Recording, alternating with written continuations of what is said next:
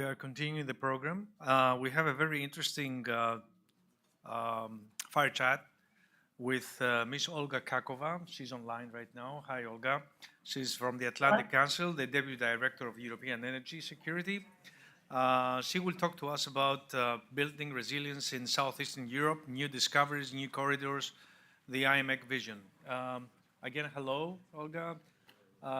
Hello. I know you would like to be with us, but you couldn't make it. But anyway, thank you again, for being in another energy forum here. So, can you tell us a few things about, the IMEC vision and what this means, to the countries here that are involved, and what are the prospects for Greece, by the way?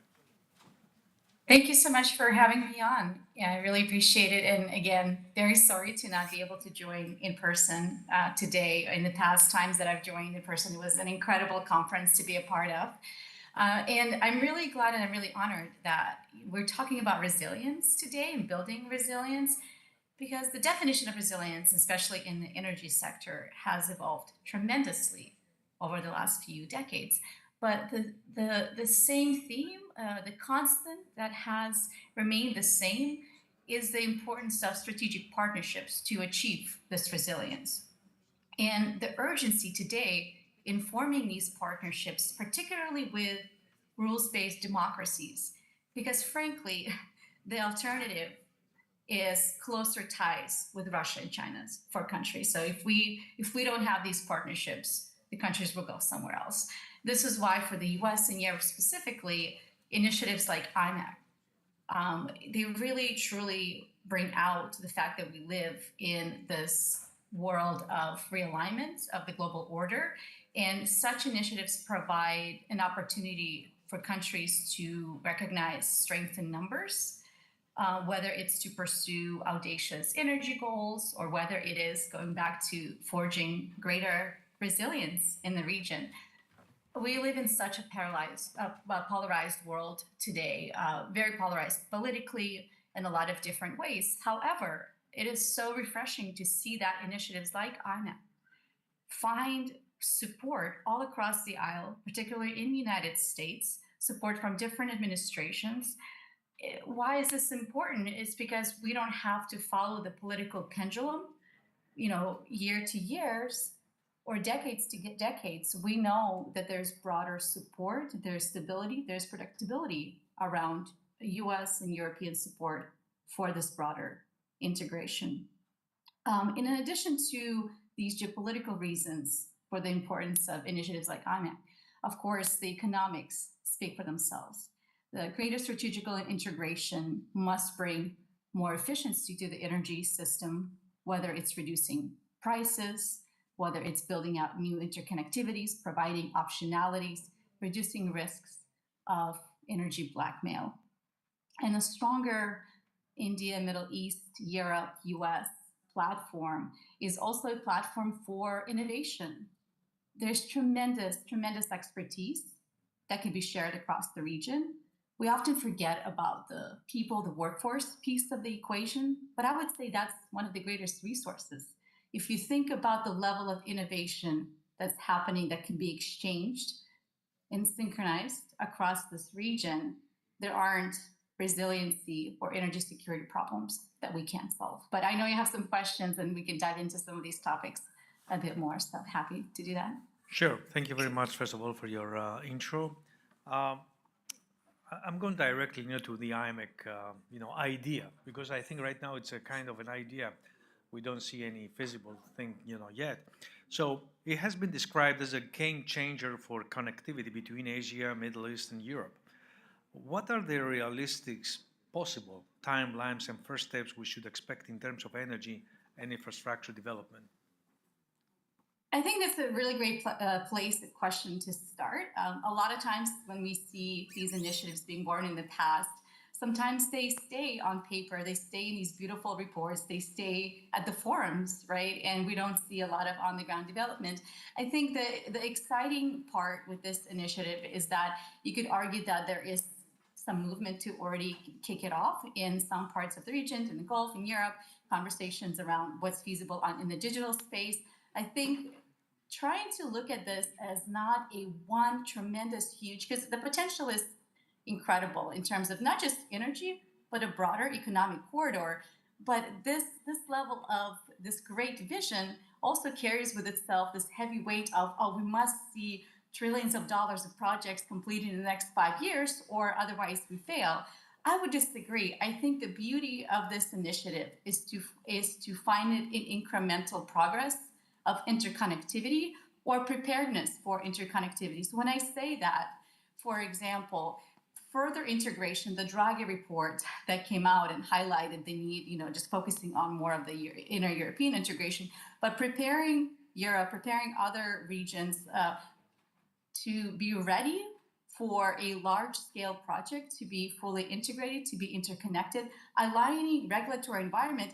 I would argue that those types of incremental steps, that's already IMEEC moving forward.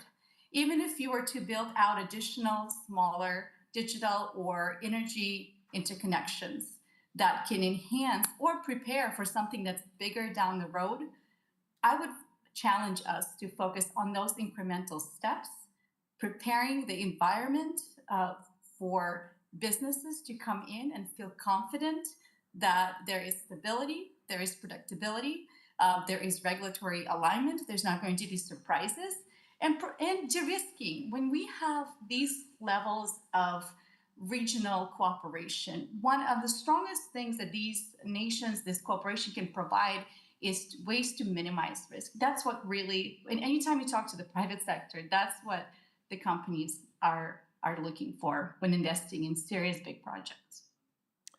Okay, assuming that this slowly or incrementally, as you mentioned, it goes forward, how can Southeast Europe, and particularly Greece, ensure it is not just a transit point, but a strategic beneficiary of this major initiative? It's extremely important to communicate and to engage stakeholders across Greece and across the region on how is this broader initiative going to help the nations at the national level, but also at the regional level, and frankly, at the EU level.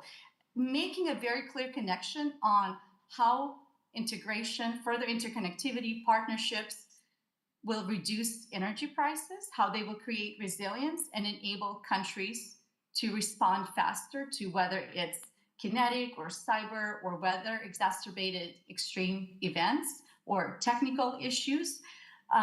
That's going to be absolutely critical for people to understand on how this big, massive project is going to benefit them and their personal lives, whether or their business or or bringing in economic development to Greece. For example, there's a conversation right now around kind of the port development for IMEEC and where you could build out the interconnections. And frankly, it shouldn't be one or the other countries. I think there's plenty of economic opportunities for it, not just say, oh, it either has to be Italy or Greece, or there's tremendous economic opportunity for growth. And especially as we think about the future that we're building where AI can play an exciting role, not only in helping us build out a smarter, more efficient energy system, but then AI itself becoming more efficient, but it has to be powered somehow. So when we think about that piece of the conversation, and we think about the role that Greece can play in attracting different types of investments in interconnectivity, not just in energy, but broader, smart, long-term economic investments, I think connecting that to the citizens, connecting that to broader economic development will be crucial. Thank you. The people outside think that this initiative came out as to contest somehow the One Belt, One Road initiative by China, right? And but in that initiative, the One Belt, One Road, China had quite much cash, money to spend and to invest. Now for this, the IMEEC, where this money will come from, by the way? Do you have any recommendation of that? Yeah, we should have. Yeah, probably should have just started with that question. But jokes aside, whenever we talk about these big audacious projects, it's really important not to forget about financing and not to assume that just because a certain level, a certain number of governments are involved, that automatically this money would appear out of, this magical EU IMEEC budget or, a Gulf budget. This goes back to my earlier point. This is why it's so important for the nations, for the public sector to see where risk can be minimized, perhaps provide some seed financing, some initial financing, maybe support some studies, some case studies, some feasibility studies. But look, unfortunately, we are in an interesting economic position right now where European budgets, are strained for multiple reasons of going from the COVID stresses to the economy to tremendous amount of money spent to support the energy markets because Russia blackmailed European supplies, and now the economic challenges around trade. So there isn't a magical pot of money waiting to be spent on these massive projects. So I think being strategic and being smart and laying out a vision where EU can strategically support perhaps some projects that just need a bit of initial financial support, but in the long term, it will be the private sector financing that will drive these projects at scale, that will continue building out these projects. They need to be bankable, they need to be economically driven. But yes, EU Gulf funding and other funding from the partners, Middle East funding, will be extremely helpful initially. Thank you. Just recently, we had this meeting in China, where President of India, Modi, met with the President of China and all these leaders. So the question is, how feasible is this IMEC, considering that I stands for India? And just, today I read that President Trump tweeted that, we lost Monty and China got Monty. So I was wondering, whether, these projects finally can be realized. India and India's leadership will do what's best for India's people, right? So in the end of the day, yes, there could be some tensions, there could be some challenges on the horizon. However, in the end of the day, if these types of partnerships, if these types of proposals with a clear vision and a clear plan and some tangible ideas of what those projects could look like, if these types of projects can benefit the Indian people, this is what it's really about. And this is how nations are thinking through these decisions. It's, yes, maybe perhaps a bit more transactional today, and it feels a bit more transactional, but in the end, but maybe that's not a terrible thing when we're building these coalitions to say, what can I get out of this coalition versus perhaps the coalition with the West compared to maybe a stronger alignment with China and Russia. It's about a value proposition. And as long as the West still is a massive financial powerhouse. However, we hear all sorts of narratives coming out of these summits. In the end of the day, the West still is a financial powerhouse, and there's a lot of benefit of partnering with Europe, with the United States, with the Middle East. So the economics will drive a lot of these decisions and what these partnerships can bring back to the Indian people, to the Indian economy in terms of energy support, energy resilience, and energy diversification. So we need to zoom out of there's a lot of noise right now. We need to zoom out and look at the bigger picture and think about how these projects, if they were to get invested in, we're talking 10, 20, 30, sometimes 40 years types of projects that will continue benefiting economies all across the world. Continuing on that pattern, by the way, considering, as I said, these last meetings, all these latest developments, do you think this is an opportunity for maybe, strengthening more, the transatlantic relations between U.S. and the Europe? Finally, Europe and the U.S. are sharing, common values, quite, strong trade, economic ties. So maybe, perhaps, in this volatile world that, balances are changing, do you think we might start realizing how we need, to strengthen more, this, relation? I always think there's opportunities and benefits of strengthening U.S.-European alliance. But what I think is helpful when there are specific, tangible examples, right? I think just broadly speaking of transatlanticism is good just because it's good for the sake of it being good. That's a hard message to deliver in today's just very dynamic geopolitical discussions. However, when we can provide and we can have a list of benefits of how these partnerships, so for example, in this case, how a stronger US-European alliance can actually be a bridge to a stronger alliance with India, with the Gulf, with Middle East. That's a very powerful, that's a very clear message, and it's ingrained not just in geopolitics, but also economics.